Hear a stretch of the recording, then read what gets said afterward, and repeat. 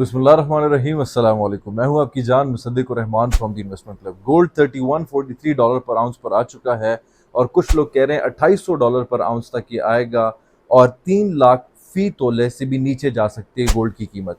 ऐसे सूरत हाल में हम देखेंगे कि गोल्ड मजीद हमें खरीदना चाहिए या जो खरीदा हुआ गोल्ड है उसको अभी राइट नाउ बेच देना चाहिए, क्योंकि बहुत सारे प्राइवेट इक्विटी होल्डर्स जिन्होंने गोल्ड की परचेजिंग की हुई थी वो गोल्ड बेच रहे हैं। ऐसे सूरत में आप लोग को क्या करना चाहिए? एंड फर्दर मोर हम अगले 30 दिन का एक टाइम पीरियड बताएंगे जिसमें हम देखेंगे कि गोल्ड या ऊपर जा सकता है या नीचे जा सकते हैं। तो वीडियो के साथ जुड़ी रहिएगा और जो भी चैनल में नए हैं काइंडली चैनल को सब्सक्राइब करें, लाइक करें, कमेंट सेक्शन में ज़रूर बताइएगा कि आप लोगों की पर्सनल ओपिनियन क्या है, क्योंकि इतना गोल्ड में इन्वेस्टमेंट करके और इतने आप लोग जियोपॉलिटिकल सिचुएशंस को देख के आप लोग के पास भी अच्छी इन्फॉर्मेशन होगी। डू शेयर विद अस ताकि हमारी भी हेल्प हो सके, हमारी व्यूअर्स की भी हेल्प हो सके। देखिए, मैं स्टार्ट से आप लोगों को कहता रहा हूँ कि गोल्ड दो ही चीज़ों पे डिपेंड करती है, geopolitical and economic conditions of the whole world. 2 साल पहले से जब हम हमारे इन्वेस्टर्स हमारे क्लाइंट्स बाइंग करना स्टार्ट कर चुके थे, 3-4 लाख हैं, 5 लाख हैं, आप सोना ले लें।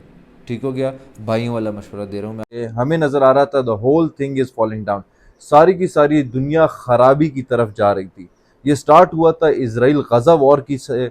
इसराइल ने सीरिया पे हमला किया, ईरान और यमन का सिचुएशन स्टार्ट हुआ, रशिया यूक्रेन वॉर हुई और फिर तो अब हमारी सोनी धरती में भी ये सब कुछ होने लगा था।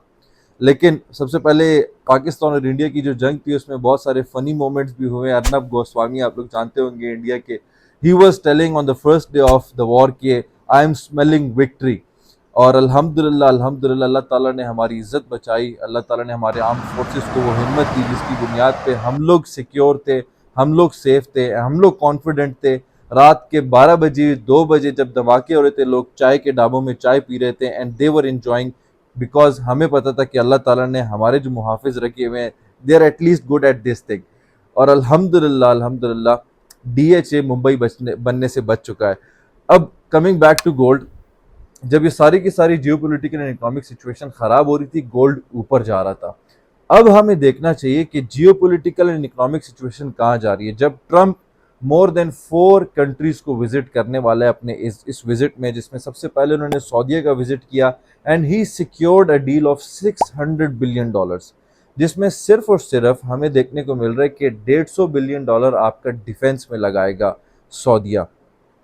साथ ही साथ कतर में जाएगा, दुबई को विजिट करेगा, बहरीन को विजिट करने का उनका प्लान है। अब हमें देखना पड़ेगा ये चल क्या रहा है। देखें, 2020 में एब्राहम अकॉर्ड साइन हुआ था। Trump was the mediator. Trump की बेसिस पे जब उनका व्हाइट हाउस में यूएई और बहरीन, अल्लाह ताला इनको हिदायत दे, मुसलमान कंट्री, इनके निस्तनाबूद होने का हम दुआ नहीं कर सकते, हिदायत दे उनको, कि उन्होंने 2020 में एक इसराइल को सॉवरेन कंट्री डिक्लेयर कर लिया था।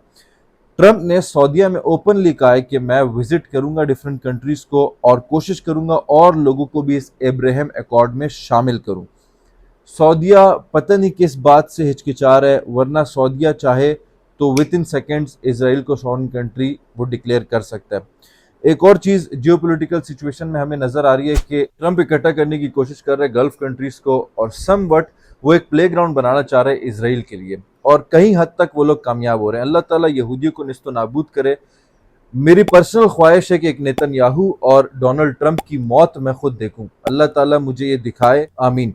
साथ ही साथ हमने देखा था जो चाइना और अमेरिका का ट्रेड वॉर चल रहा था और भी छोटे कंट्रीज थे, उन्होंने जो टैरिफ्स लगाए थे, they have come into a conclusion कि हम इसको 90 डेज तक डिले करेंगे। अब बात आती है कि गोल्ड किस तरफ जाएगा।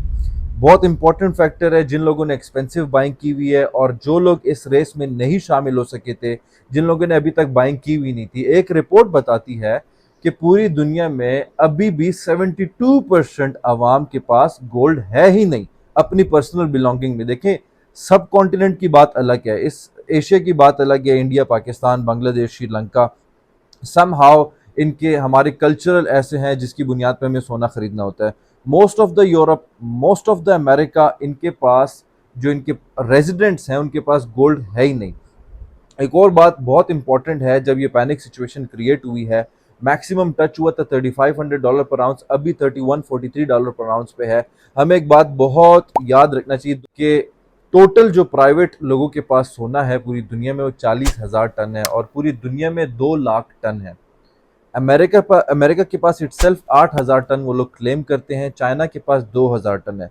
हम उन कंट्रीज को और जो बड़ी बड़ी कंपनीज है उनको छोड़ के प्राइवेट लोगों की तरफ जब हम जाते हैं तो 40,000 टन में से जो 40% बाइंग हुई है वो 2022 के बाद हुई है। उससे पहले रिमेनिंग सारी की सारी बाइंग हो रही थी। अब जब ये पैनिक सिचुएशन क्रिएट हुई है तो बहुत सारे लोग इसको सेल करने की कोशिश करेंगे। साथ ही साथ जून जुलाई में ट्रंप ने टीयर 1 एसेट डिक्लेयर कर देना है गोल्ड को, जिसकी बुनियाद पे उनके बैंक्स के पास उनकी स्ट्रेंथ शो करने के लिए पहले कैश होता था कि हमारे पास इतने कैश रिजर्व्स हैं, अब वो गोल्ड भी शो कर सकेंगे कि हमारे पास इतनी स्ट्रेंथ है, हम इतने काबिल हैं, परचेजिंग पावर इकोनॉमी हमारी इतनी स्ट्रांग है। अब ये सारी की सारी बातें एक तरफ, अब गोल्ड का क्या होगा देखें। अगले 90 डेज में एटलीस्ट आर्टिफिशियली हमें नजर आ रहा है पूरी दुनिया में एक आर्टिफिशियली स्टेबिलिटी क्रिएट की जा रही है। जैसे कि आपका देखें गजा की तरफ तो आज भी इसराइल ने धमाके किए हैं।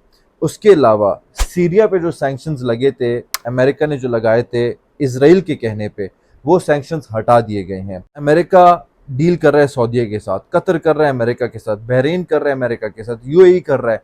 ये एक पिक्चर दिखाई जा रही है कि Muslim countries are inclining towards America and Israel. उनकी जो जियोपॉलिटिकल सिचुएशन है, इकोनॉमिक सिचुएशन है, वो अलाइन कर रहे हैं। जर्मनी और फ्रांस जो वर्ल्ड वॉर से दुश्मन थे, अब वो लोग अलायंस की तरफ जा रहे हैं। ब्रिटेन जो यूरोपियन यूनियन से अपने आप को बहुत पहले हटा चुका था, वो यूरोपियन यूनियन में अपने आप को अलायंस की तरफ लेकर आ रहा है। डिफरेंट ग्रुप्स बन रहे हैं पूरी दुनिया में जस्ट फॉर द 90 डेज। ये 30 से 90 दिन तक मुझे पर्सनली ऐसा लगता है कि geopolitical situation and economic situation stable रह सकती है। अगेन मैं कहूँगा रह सकती है, लेकिन ये एक बहुत बड़े जंग, चाहे वो इकोनॉमिक जंग हो या वाकई में एक जंग हो, उसके लिए तैयारी हो रही है। देखिए पॉलिटिक्स के साथ साथ हमें ये भी देखना चाहिए कि 2008 में जब रिसेशन आ रहा था तो पूरी की पूरी दुनिया गोल्ड की तरफ जा रही थी और गोल्ड में एक मेजर जंप आया था। फिर जब कोविड आ रहा था, पूरी दुनिया में लोगों को लग रहा था कि हर एक चीज बंद हो जाएगी, कैश नीचे चला जाएगा, डीवैल्यू हो जाएगा, तो लोग गोल्ड की तरफ जा रहे थे। गोल्ड में फिर हमें जंप देखने को मिला था।